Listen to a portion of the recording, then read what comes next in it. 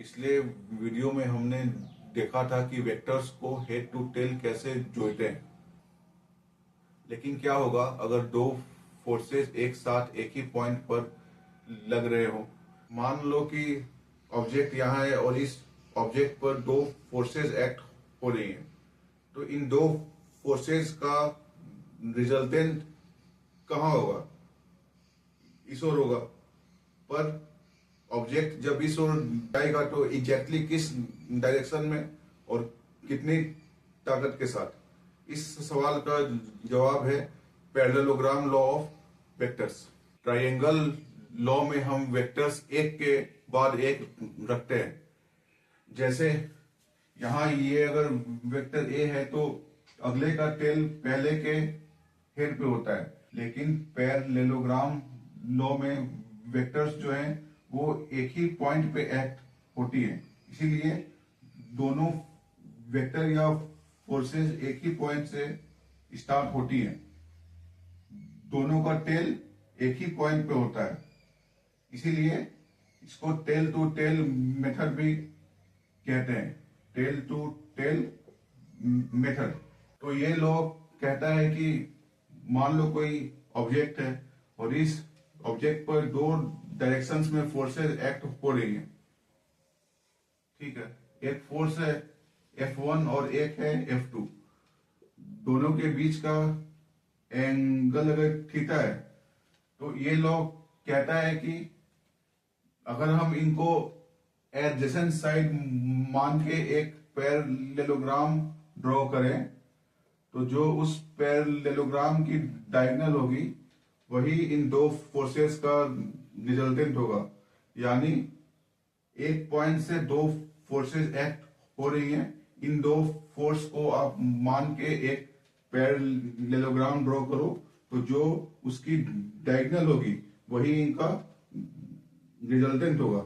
यानी जो are vector जो होगा वो F1 vector plus F2 vector. अब अगर रिजल्टेंट अगर इस डायरेक्शन में है तो इसका मैग्नीट्यूड और डायरेक्शन कितना होगा? तो डायरेक्शन मान लो इसका अल्फा है, यानी ये फोर्स F1 के साथ अल्फा एंगल फॉर्म कर रहा है। तो इसका हमें अब फाइंड करना है magnitude of R and alpha. तो मैग्नीट्यूड ऑफ आर के लिए इस पॉइंट से F1 की डायरेक्शन में एक परपेंडिकुलर ड्रॉ करो।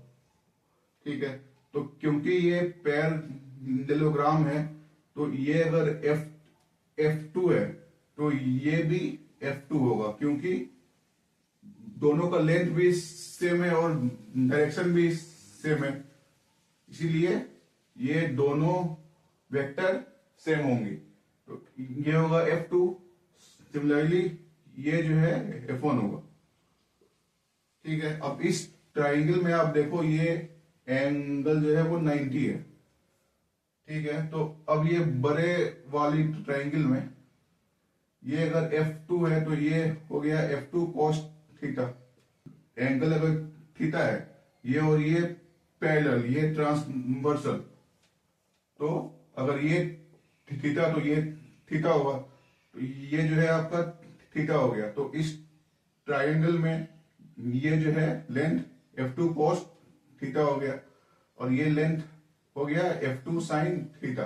अब इस बड़ी वाली ट्राइंगल में ये स्क्वायर प्लस ये स्क्वायर इज मॉड आर का स्क्वायर। तो यहां से हम लिखेंगे in this big triangle mod R square is equal to F1 plus F2 cos theta का whole square plus F2 sin theta का whole square, A square plus B square.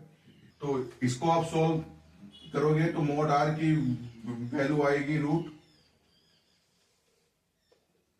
F1 square plus F2 square plus 2 F1 F2 cos theta. So this will be the magnitude of resultant of two vectors by parallelogram law। ठीक है, अब अगर हम direction अगर लिखे तो tan alpha होगा, इस ट्रायंगल में tan अल्फा होगा F2 sine theta upon F1 plus F2 cos theta. So this will be the direction of resultant vector. Triangle law से भी सेम मैग्नीट्यूड एंड डायरेक्शन आता है और इस लॉ से भी सेम आता है। अब ध्यान दो कि ट्रायंगल लॉ और पैरेललोग्राम लॉ अलग अलग नहीं है। अगर आप इस पैरेललोग्राम को डायगोनल से स्प्लिट करो तो ट्रायंगल लॉ आता है। देखो ये है F1, ये है F2। तो पहले की टेल से लास्ट का जो हेड है वो vector is F1 plus F2। यही था ट्रायंगल लॉ। तो मेथड अलग अलग है पर ज्योमेट्री सेम है। फिजिक्स में रिप्रेजेंटेशन अलग हो सकती है पर प्रिंसिपल एक ही होता है। अगर आप फिजिक्स की फाउंडेशन सीरीज को फॉलो कर रहे हैं तो इस चैनल को सब्सक्राइब करें।